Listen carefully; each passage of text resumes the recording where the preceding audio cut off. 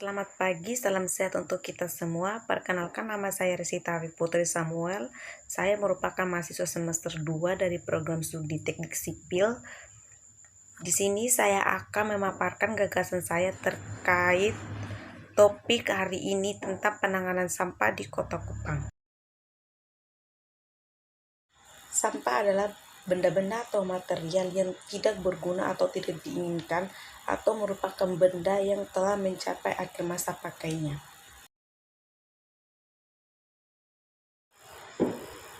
Beberapa sumber umum sampah yaitu pertama dari limbah rumah tangga, yaitu limbah-limbah sisa makanan atau kertas plastik yang digunakan dalam kehidupan sehari-hari di rumah tangga. Ada juga dari industri, misalnya limbah dari proses produksi termasuk sisa pengemasan dan lainnya. Terus juga yang ketiga itu ada komersil. Ini tuh merupakan limbah yang berasal dari hasil limbah bisnis, misalnya kemasan, limbah kantor atau barang-barang yang tidak dipakai. Juga ada limbah konstruksi. Nah, limbah konstruksi ini bisa limbah sisa-sisa besi yang digunakan pada saat produksi ataupun sisa-sisa kayu yang digunakan untuk pembangunan atap. Bisa juga ini sampah itu berasal dari pertanian, misalnya sisa-sisa hasil panen yang tidak digunakan atau tidak dijual, itu merupakan sumber-sumber sampah umum yang ada.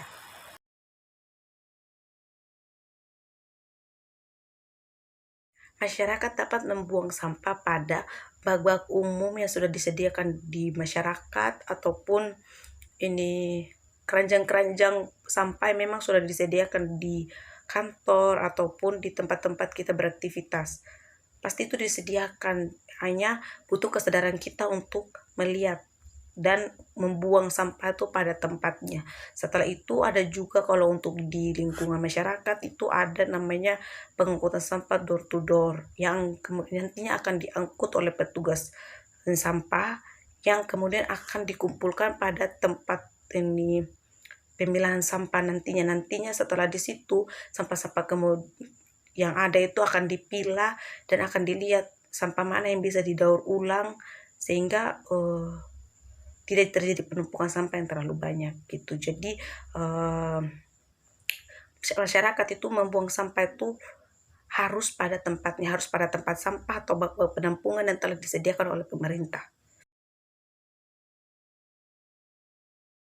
Untuk ketersediaan bak atau penampungan sampah di Kota Kupang itu sejauh yang saya ketahui dan yang saya lihat di lapangan itu sudah cukup memadai. Misalnya di pasar-pasar itu ada bak penampungannya, juga di komplek-komplek perumahan warga juga ada bak penampungannya sendiri, dan juga ada sistem pengangkutan sampah door to door. Seharusnya itu sudah cukup memadai ya untuk dalam hal pengangkutan sampah. Namun kembali lagi, untuk melakukan semuanya itu tuh dibutuhkan kesadaran dari masyarakat supaya betul-betul masyarakat sadar kalau ini membuang sampah sembarangan itu berbahaya gitu, sehingga ini dengan adanya kesadaran yang baik oleh masyarakat dapat mengerti sehingga bisa membuang sampah itu pada tempatnya. Solusi yang dapat saya tawarkan sebagai mahasiswa yaitu menerapkan yang namanya tindakan 3R ini, yaitu kita mengurangi penggunaan sampah, menggunakan ulang sampah, dan mendaur ulang sampah. Dengan ini mahasiswa dapat mengurangi penggunaan sampah dengan cara kita mendaur ulang sampah-sampah tersebut menjadi kerajinan yang layak dipakai, bahkan memiliki nilai jual.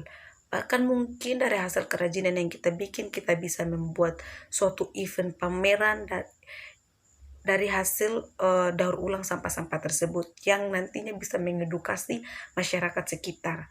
Hal lainnya yang bisa kita lakukan sebagai mahasiswa yaitu dengan bukti nyata, yaitu dengan kita ikut berpartisipasi aktif dalam proses-proses atau tindakan-tindakan pembersihan langsung di lapangan yang diadakan baik itu oleh komunitas di dalam kampus maupun di luar kampus ataupun di sekitar lingkungan kita. Terima kasih. hal sederhana yang dapat kita lakukan dalam masalah mengurangi penggunaan sampah itu ada beberapa hal. Misalnya yang pertama itu kita mengurangi penggunaan plastik sekali pakai. Contoh konkretnya kalau kita mau ke pasar, usahakan untuk membawa tas belanja sendiri. Yang kedua, kita mendaur ulang sampah-sampah yang masih bisa didaur ulang, bisa sampah-sampah plastik yang masih bisa kita daur ulang untuk dijadikan kerajinan gitu. Misalnya untuk dibikin pot atau dibikin tempat pensil atau mungkin barang-barang yang bahkan memiliki nilai guna, nilai jual seperti itu. Ketiga, kita menggunakan botol air minum ya yang dan tidak membeli botol air dalam kemasan gitu, dalam botol-botol plastik yang nantinya akan membuat sampah semakin banyak begitu, karena sampah plastik itu susah untuk didaur ulang oleh tanah, sehingga lebih baik untuk botol itu dibeli saja botolnya yang memang botol air minum gitu. Yang keempat itu kita bisa ikut dalam pembersihan lingkungan, baik pembersihan lingkungan yang diadakan di masyarakat ataupun yang diadakan di kampus, di komunitas-komunitas kampus seperti itu. Juga kita menggunakan barang-barang yang penggunaannya itu tahan lama gitu.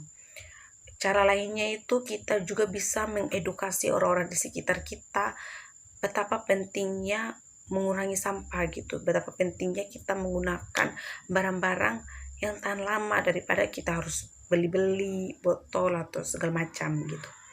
Terus kita juga bisa menyumbangkan kalau memang ada barang-barang kita yang kita tidak pakai tapi masih bisa berguna bagi orang lain, lebih baik disumbangkan. Misalnya kayak perabotan-perabotan rumah seperti sofa, kasur, dibandingkan dibuang lebih bagus disumbangkan ke pihak-pihak yang mungkin membutuhkan.